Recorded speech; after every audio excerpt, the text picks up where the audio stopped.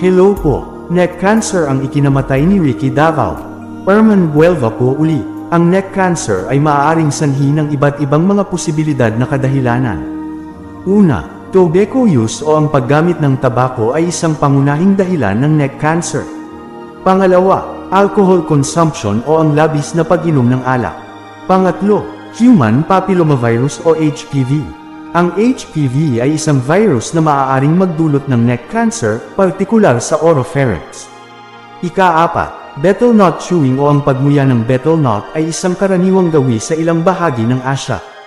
Ika-5, occupational exposure o ang pagkakalantad sa mga kemikal at substance sa trabaho. Ika-6, genetic disorders. Ang ilang mga genetic disorder ay maaaring magdulot ng neck cancer. Mga risk factor. Una, age o ang neck cancer ay mas karaniwan sa mga taong may edad na 40 pataas. Pangalawa, kasarian o ang neck cancer ay mas karaniwan sa mga lalaki kaysa sa mga babae. Pangatlo, family history o ang pagkakaroon ng family history ng neck cancer ay maaaring magdulot ng mas mataas na risk.